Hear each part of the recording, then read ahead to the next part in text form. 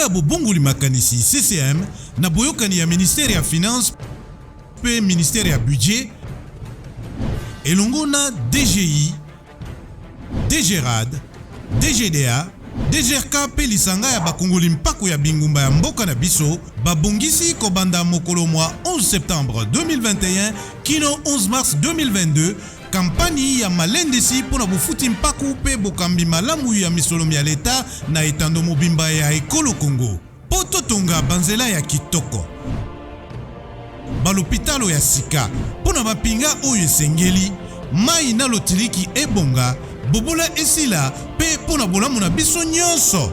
Bandeko bafuti mpaku baimboka pe bapaya ndeko tata ndeko mama tosengami biso banso kofuta mpaku kasi bino pe bandeko bakambi boyangela misolomi ya leta na ndenge elongobani. Tofuta mpaku po totonga mboka na biso.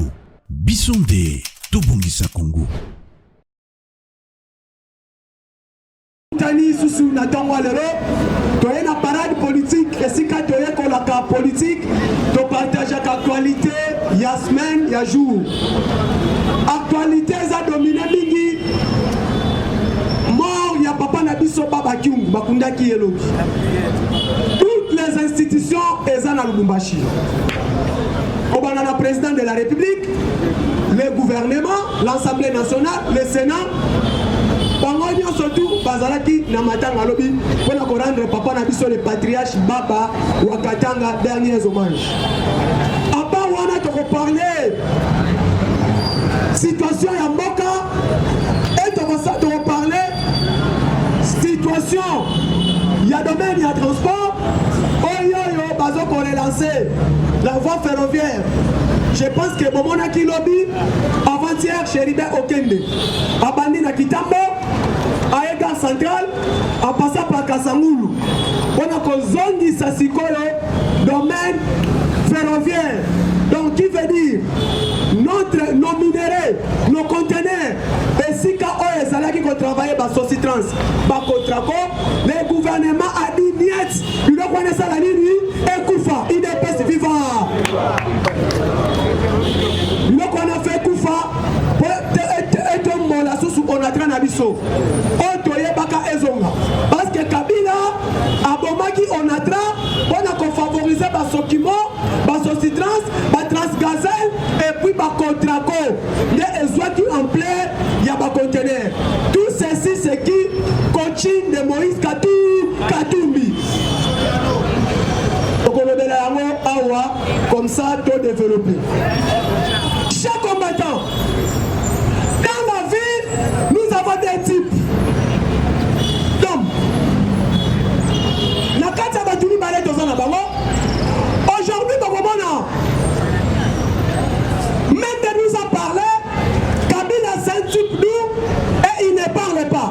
Mais quand Kabila parle, il faut qu'on ait Kabila avec dernière énergie. Qu'on ait Kabila le mini. Kabila nous a parlé que Katumbi c'est un Chida. Et qu'est-ce que Katumbi a dit? Si moi je suis Chida, donc Kabila est Jésus. Qu'est-ce qui se passe aujourd'hui? 2004, Katumbi Azalaki, opérateur économique, a commis proche à Joseph Kabila. Le 2004, Katumbi a acheté à 100 000 autres bengi chichima de kilos. Il est pas vivant. Katumbi a 100 000 chichima de kilos boye biango. Oye komaka kilo mining, Mutanda mining. Et ça entreprise propre à Moïse Katumbi. Et ça qui appartenait à Chekamil. Chekamil avait une dette de 2 millions de dollars américains. Et Katumbi a acheté kilo mining pour les vendre à 69 millions de dollars américains. Il n'est pas vivant.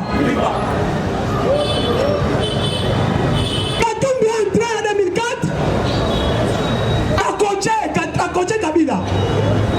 Parce que premier mafieux en République démocratique du Congo, il s'appelle Moïse Katumbi.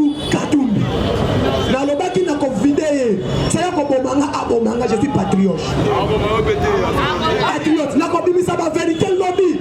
Si Katumbi, il ne m'a pas comme moi. Qu'est-ce qui s'est passé? Katumbi a coûté Joseph Kabila. Kabila, oh, Azala Guinée, campagnard.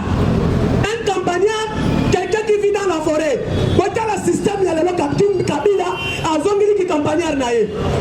Basket, checking, Ray-Ban et puis appareil photo. Azongeli makamone akale akisamba. Katumbi a coaché.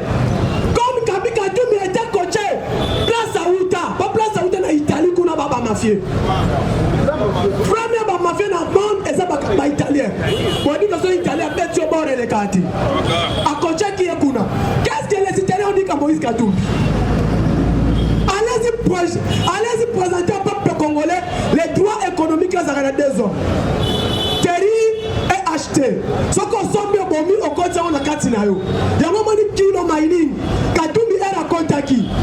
Dans le teki yango, Monsieur Christian Mwando boyebiye. Abatele mi balobi que Katumbi est dans la société et Katumbi a kanga bango cha bango na prison. Et Christian Mwando na 2003. Alors l'enfant de Mwando Simba. Alors clair non, je ne peux pas accepter parce que kilo mining ezaya biso mabele na biso. Le corps de Katumbi a bomi yango. À ça la point de presse à mon ba Joël Cadet tout consort là. Alors je dois rejoindre le combat de Tshisekedi. Et aujourd'hui, Bolandi Christian Mondolobi, il a dit clair, si Katumbi sera candidat président de la République, les Katamiens ne vont pas soutenir Moïse Katumbi. Ok.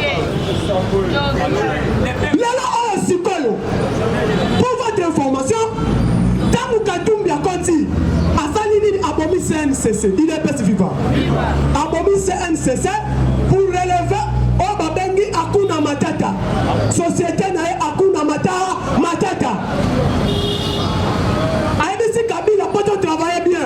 Yose étranger, Nana étranger, Ozambo Cannabis sauté. Toi, nous sommes opérateurs qu'on nous doit coopérer. Il faut qu'on bombe ma société dans Bango Kosale, qu'on rende ma société, les établissements publics dans une entreprise commerciale. Amona Kabila Zoba, il est en 2009 a changé, on a entré comme un CCPT, a changé chez Camille tout console, tous ces noms-là, a changé Bakombo, a dédoublé un projet, il est à Moïse Katum, qui est parrain économique à Kabila. Elle a bomi à moi, aujourd'hui que je vous parle, Moïse Katumbi maintenant, a bomi non surtout. Il est d'ailleurs Yesu Sounine.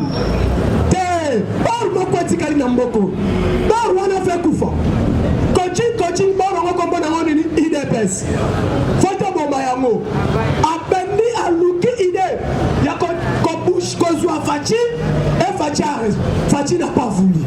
Là, Moïse Katumbi a bombé toutes ces sociétés.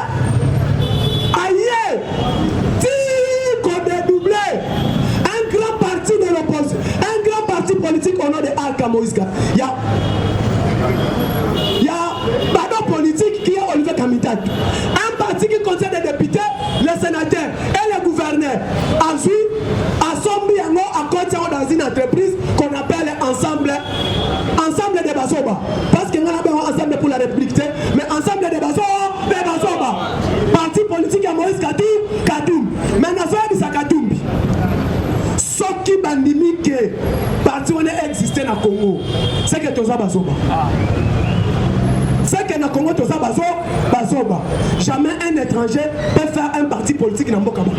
Il existe à rater. Dans la loi du Congo, un étranger a encore créé parti politique. Un étranger a encore fait l'activité politique. Un étranger ne peut pas même soutenir la candidature de quelqu'un. Non! Dans la loi du Congo, Ezabongo. Or, aujourd'hui, Katumbi, c'est un étranger. Kamita, c'est un étranger. Basa Bameti. José Ndou, c'est un étranger. Faoulou, c'est un étranger. Il n'est pas si FIFA. Maintenant, dans la vie, nous avons des types de peuples. Un peuple dominant et un peuple dominé. Chacun a un peuple dominant et un peuple dominé. Les peuples dominants sont des Américains, des Européens, tout comme ça qu'on appelle les peuples dominants. Maintenant, nous sommes des peuples dominés. C'est un peuple dominé, un peuple qui acclame quelqu'un qu'il ne connaît même pas. Si vous en avez un Joko, obéissez ma boko. Preso, Boussoba. Mais un peuple dominé n'est pas un synonyme d'un peuple fort. Nous avons des peuples dominés, mais ces peuples forts. Comme aujourd'hui, par exemple, l'Afghanistan, la Corée du Nord,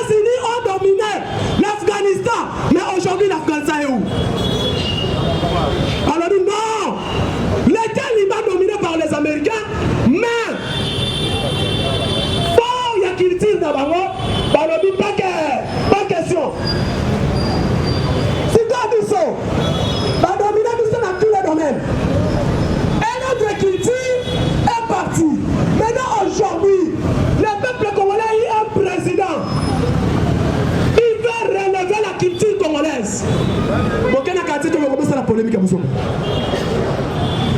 Parce que Fatia Lobini, la culture africaine doit ressusciter. Faut que ça pour sa culture Nabiso. Parce que dans notre culture, donc on relève l'économie à Congo. Dans notre culture, donc on relève l'économie africaine. Dans notre culture, donc on y a baba origine Nabiso.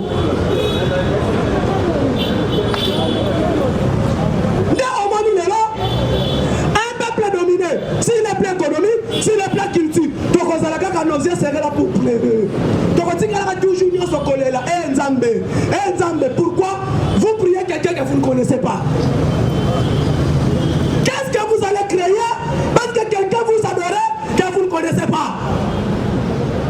S'il est plein culturel, va dominer Bisso. S'il est plein religieux, va dominer Bisso.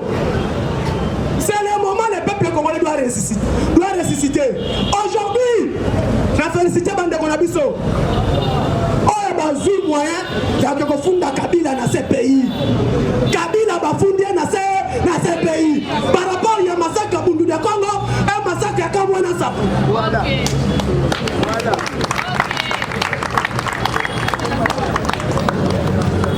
Maintenant, dès que tu consacres la culture, parce que le développement est attaché même à la religion. Encore on a vu ça appelé ça moto na mabanga. Au nom de Nzambe pour Mutulé. Encore on a vu ça appelé ça moto na mabanga. Au nom de Oshua. Encore on a vu appelé ça moto na mabanga. Et ils ont créé. Je vous dis, la culture africaine est pour précisément la culture congolaise. À l'époque avant l'indépendance, dans qu'il faut qu'on les rabatte sur tout le monde. Raison pour laquelle Belge a dit peuple congolais a qui développé. Parce que Belge est la makuta congolais lata et Zalaki est la makuta plus cher du monde. Oba maman donna balata. Bande konabiso culture nous balata. Bande konabiso culture la grande équateur balata. Belge a peuple congolais mutakalate. On a ce fort et axifo. On doit attacher à notre culture. Retour au Mobutu Alobaki et Koko Kisama, retour à l'authenticité. On doit faire retour à l'authenticité. Donc consulter Nam. Pourquoi nous avons dit Tozana Diamant à Kassai? Mais le Kassai est sous-développé. Pourquoi? Nous avons or, il y a Kilomoto, mais province on est non développé. Nous avons combattre. Pourquoi province on est non développé? Nous avons les manganèses. Mais qu'est-ce qui ne marche pas? Nous avons les ciments. Mais tout le monde on doit faire retour à la civilisme congolaise. C'est ça. Vraiment, pour soutenir l'homme on continue le développement parce que le président Badjouela, quand il était à Elbiso actualité, Makassi, donc il était au président Badjou. Merci beaucoup à la plus de 143, 89, 86, 52, 097. Plus de 143, 89, 86, 52, 097, place par président Badjou.